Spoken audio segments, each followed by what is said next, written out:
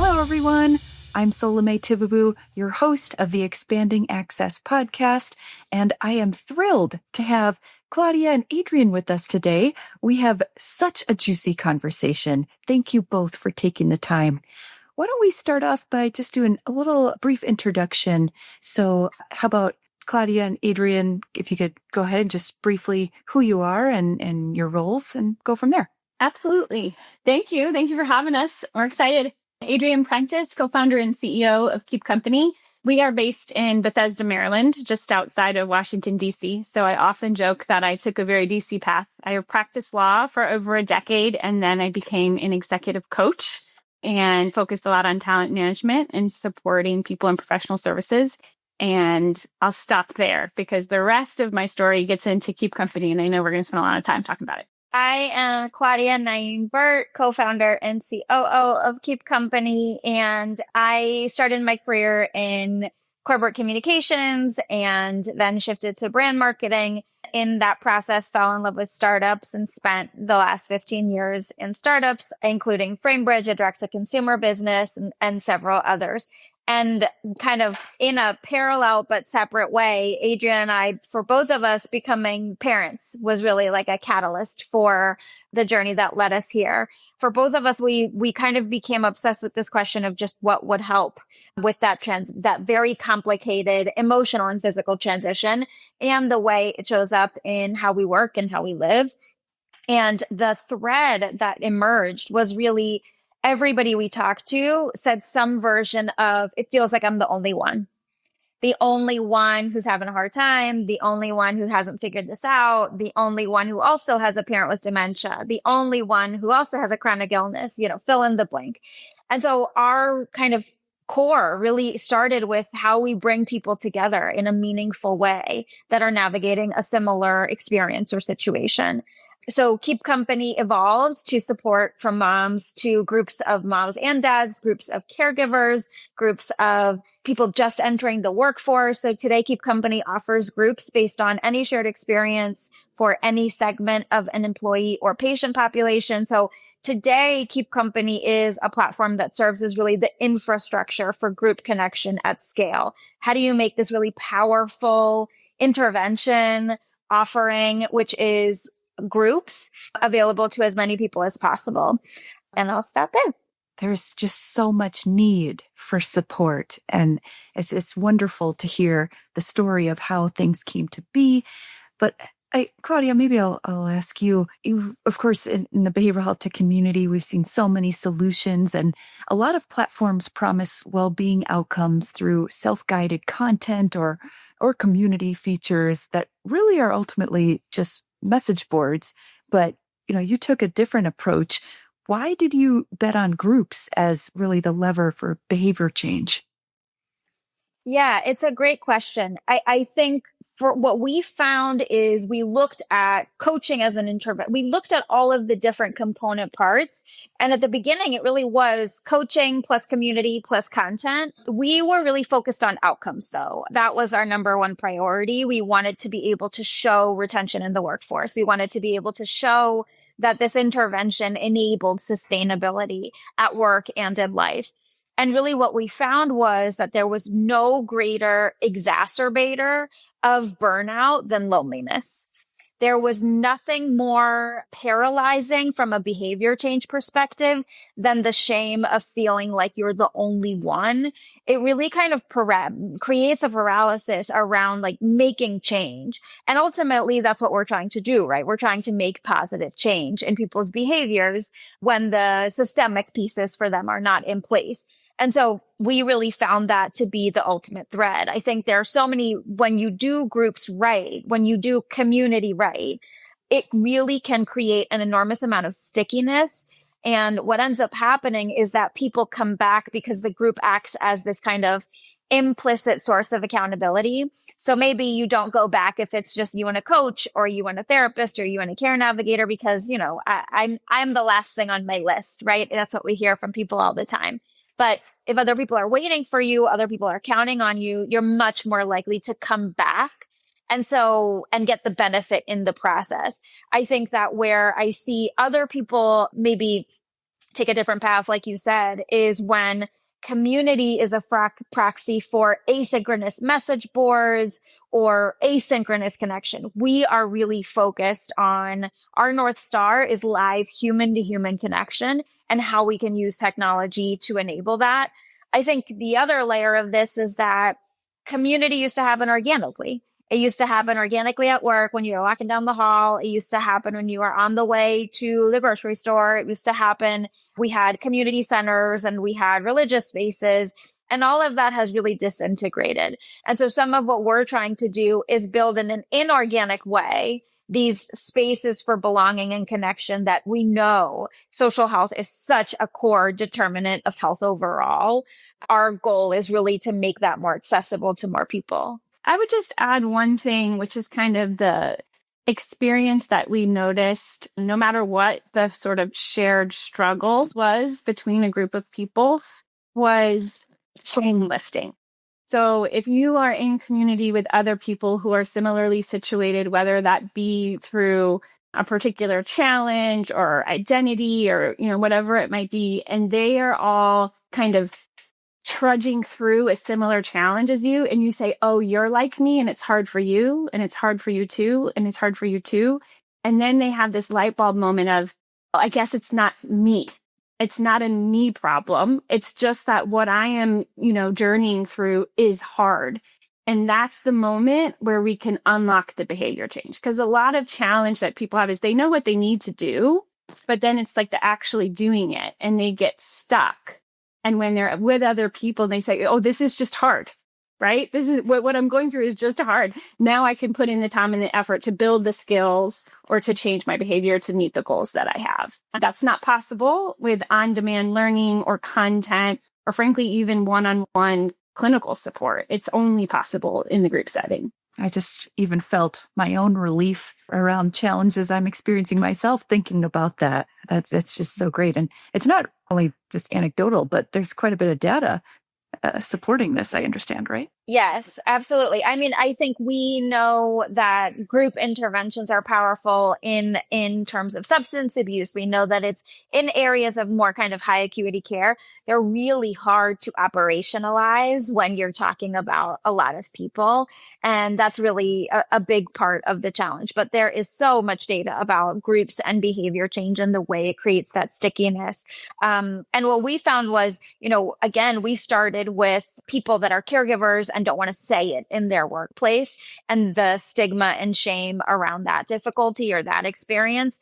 But as Adrienne said, like any space that any experience that has shame or stigma around it that people don't generally talk about in the open space, that they need a dedicated space to have support on. We're in conversation to do this for menopause, for divorce, for chronic illness. Like there's so many spaces that have these qualities. In those spaces, groups I think are particularly compelling. Absolutely. And Claudia, how do you think about, the world is changing so rapidly. There's a need for scalable human connection, provider shortages.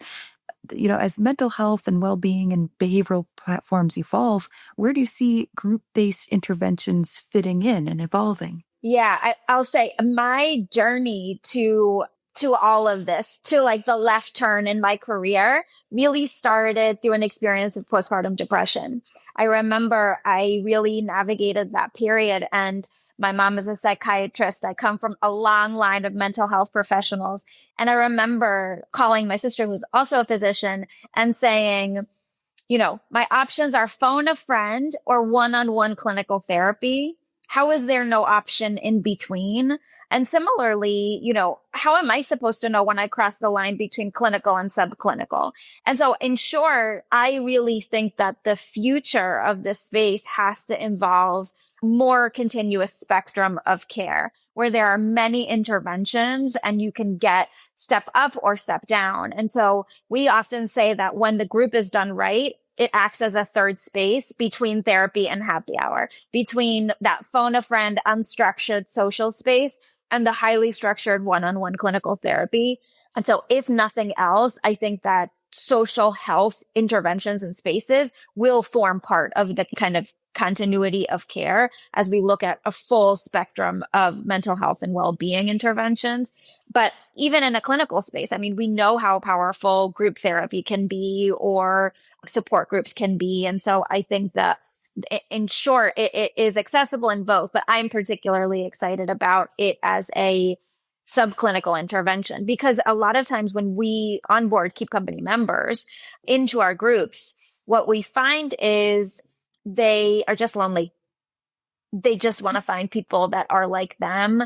And right now in the physical world, that feels really hard. That's such an important point, I think, to hit on again is, of course, there's a space for one-on-one coaching and therapy. But if I'm understanding correctly, what's really making these groups so effective is being able to address that loneliness component. Is it fair to say? That's it. That's it. We often refer folks out to clinical therapy if that is needed, and that should be part of the process, right? It should be part of helping people get the right level of care. And there are lots of ways to do that, particularly if groups were plugged into a provider that was already offering that, right? And so, yeah, I think that connecting those dots should be on the system and the infrastructure and not the individual. I think this is probably the point where I confess my fangirl obsession with our former U.S. Surgeon General, Dr. Vivek Murthy, who, honestly, out of office, his parting prescription to our country was more connection. And I think the report is worth a lot of people spending a lot of time reading every single word of it, but it really does highlight that combating loneliness and building connection can be preventative, right? It can be the subclinical preventative care for people who don't have clinical conditions, but also there's a ton of data that shows that lonely folks are, X times more likely to have clinical anxiety, depression, suicidal ideation. And so the idea of building connection, no matter where you kind of are on the mental health spectrum or on the journey of, do you already have a therapist? Great. Or did you already go through a program? You're recovering? Great. So I think that we can't emphasize more that it feels soft, but it's not. Like, the impact of loneliness is enormous, and it has a huge ripple effect on everywhere from, teenagers to older adults. The data is everywhere. And what we are really proud and excited to do is partner with people to take, if they have a member base or a patient base, and we can say, hey, we can do groups for you. It's really hard. Let us help you. And just supercharge the impact, the value they're bringing to the people. But even the topics that we've talked about here, I mean, just grief and loss and divorce, parent, I instantly can see the possibilities for having connections with peers. And Adrienne, maybe I'll ask you, groups at scale at the same time sounds a bit like an oxymoron. We're talking about intimacy and scale. These things rarely seem to go together. So Can you talk a little bit about how is Keep Company making it possible to deliver something that feels so deeply personal and relational, but also being able to be measurable and repeatable across thousands of people? Yeah, absolutely. So I think our secret sauce really starts with our gathering technology, and we actually have multiple patents on how we gather the groups together. And it's a little bit of how similarly situated do people need to be to connect, but different enough to learn from and grow with each other. And that's a real question. And so, for example, we have found if people are too similar, then the space that they hold in the outcomes tend to stay really transactional. So if they're a little bit different, that's the room for growth. And we basically have codified that within our gathering technology. So that is the very first thing, because we've all been in a group of people, social or otherwise, where you either click or you don't. And you're like, what is that magic that makes this group sticky or makes me look forward to these meetings or makes me leave with that kind of buzzy energy or feeling? We get a lot of, I feel lighter. I just feel lighter. It's nice to know I'm not alone. I feel lighter, and it matters and who's in the group. And we look at 60 different factors. So that, like I said, that is the foundation and the engine of our tech platform, which then enables scale from there because it's completely closed loop. So when people register and share the data about themselves, we call it their whole person, not just one slice of who they are. You might be on a weight loss journey, but you're a person beyond that. Tell us who you are as a whole person. Then we get that right group together. That registration through gathering and introductions in our front end platform is all closed loop. And there's a lot of data that we gather from the individuals. And if the platform or our client has a facilitator, they can complete reports and that sort of thing. And that's what enables the insights, right? We can not only see things like, oh, engagement drops off after, the second session, or X% of people don't complete the prescribed program or whatever it might be. We actually can, based on our development, say, here's the themes that are happening for people back here that they either might not be sharing with their support network or their, clinical partners or whatever it might be. And that can really feed really powerful insights to our clients and the individuals themselves, right? So there's a lot of features and interventions that help deepen their connection and their learning. And so we say, and I'm sure we are not going to get off this call without talking about AI. It's going to happen. But what we say is our North Star with technology, we only build it if it's going to deepen that connection from those live synchronous meetings or further behavior change or deepen their learning. And so that's what we've built. So the scalability of it is everything from the very beginning of who and how we gather the group to how they use technology within their alliance together, and then to the outcomes that can really fuel more change. That is incredible. And I think as soon as this episode is over, I'm going to go find my event planners group. That will be a busy Yes. Chat, I'm sure. And how great to be intersectional as well. I can't wait to fill out the form that says I have tech in our name, but also I hate technology sometimes. Yeah. We would make sure we call it, we would make sure you're not the lonely only. We say there's no lonely onlys in any group. Yes, please bring an IT manager to my group.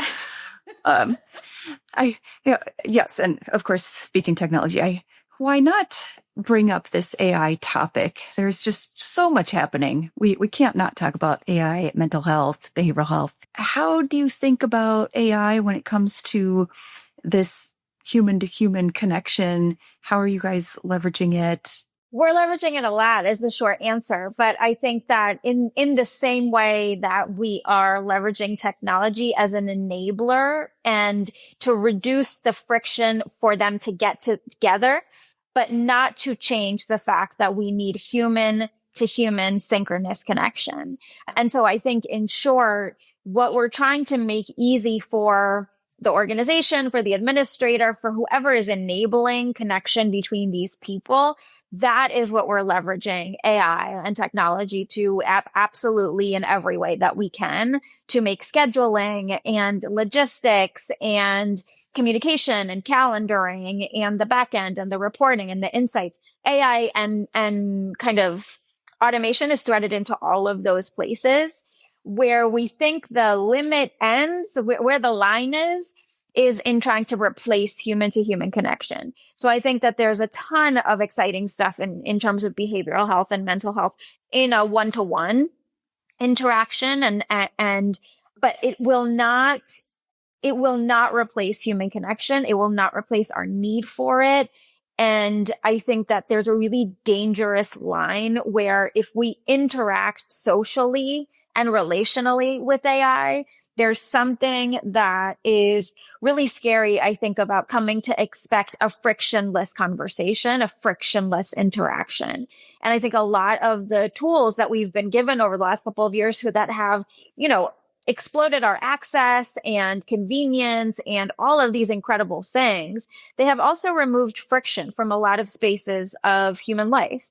And I think that's actually really dangerous to expect from human to human relationships and connection. There's a lot of data that's been coming out around friction as a core part of resilience building. But I think particularly when it comes to relationships, there is a discomfort and awkwardness and friction that has to be there. And so you can remove friction from the how and the process, but we do not want to remove it from the human, because ultimately that is how depth is born. That is how that texture of what makes us feel alive it is a core part of where the resilience comes from. And so I think we are really excited about the uses of AI and all these different layers of enablement, but we're lonely, and AI is not going to solve that specific problem. Yeah. Actually, it was the last year's BHT conference where I heard the chief medical officer of Talkspace talking about how they use AI. And I'm sure the conversation that we have in a few weeks is going to be completely different than it was even just last year. But one thing she shared was one use case was for quality control of their therapists, including sort of measuring patient engagement. And I walked away fascinated because what she shared was based on their AI analysis, the point at which patients were the most engaged was when the therapist was just listening and holding space, not when they were reframing, not when they were providing content or listicles or giving advice. It was purely when they were just there listening.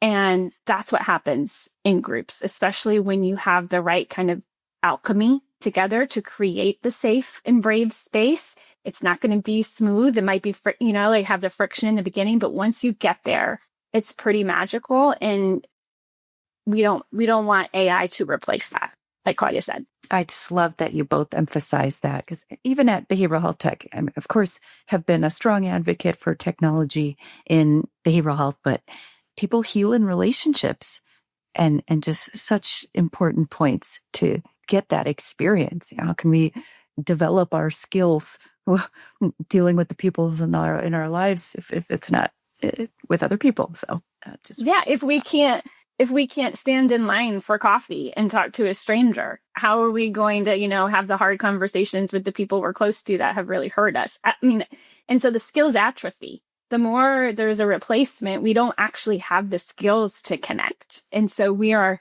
like, again, the group is the forcing function to continue to practice those and then take them and apply them outside of the group. Such great points. I'm still ordering ahead on Starbucks, though. I know, me too. And a convenience. I can't quit. I can't quit the Starbucks app. I will not. Just the stars, the rewards. That's another episode. So good. Oh, well, I'm just thinking through all of the many use cases of people and so many journeys of their stages of their lives that could benefit from being in a KEEP group. I'd love to hear from you, just looking ahead. Where do you see the biggest opportunity for, I'll say, connection-based solutions in behavioral health? And are there any populations or use cases where you think the impact could be especially transformative? We might have two different answers on this. I can go first in that I think, I come from a family where there's more than a handful of people who have been through AA, right? So there are certain kind of behavioral health conditions that we long know the traditional group in person works. I put it in substance use disorders, weight loss is another one, where I honestly get excited, and Salome, this is right in your wheelhouse, is youth. Because if we can support them or as early as possible to build the skills, the social emotional skills, the confidence, and give them like the resources, then not to say we will avoid or mitigate any mental health challenges they might have, but it might not be as hard. Maybe they'll seek support earlier because they know that they're not alone.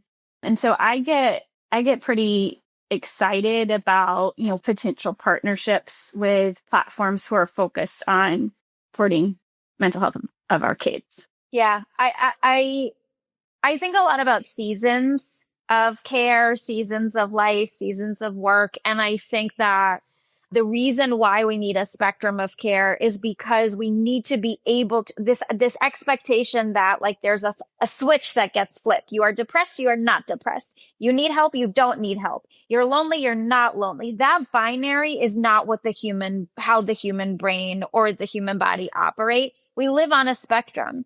And so I think that we need tools for that spectrum. And so when people lean more and they need a little bit more, we need tools. And I think in those moments, in those inflection points, groups can be really powerful. I continue to be really passionate about moms and dads and caregivers. I think the return on that investment is so big. The ripple effects of investing in a new mother over the course of her work and her life and her family's life is just enormous.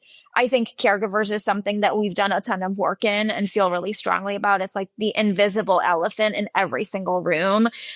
By 2030, we'll have more people over the age. I mean, like the demographic shifts are so enormous when it comes to caregiving and how that will fall on these next generations. Similarly, I talked about menopause earlier. I think these are spaces that have long been, you whisper it in the corner of a room to somebody, maybe, right? If you feel brave. And so I think similar to the postpartum period and to caregiving, menopause has such stigma that I think that getting people together in those periods is really important. But like Adrienne said, I mean, if we can get upstream, there's nothing that is more exciting, right? So like, I think particularly for young people, teenagers, early adults, young adults who have had less spaces to practice relational skills and to practice the friction, have had less forcing functions for the friction of human to human connection. I think that's really, really exciting. And so similarly, really excited about that space as well. So I think I just said everyone is actually what just happened. So I'll go with everyone. Well, good. There's just so much need right now and in so many communities. And so I really encourage our audience to learn more. And in fact, if we could just wrap up, where can folks learn more? Keep-company.com.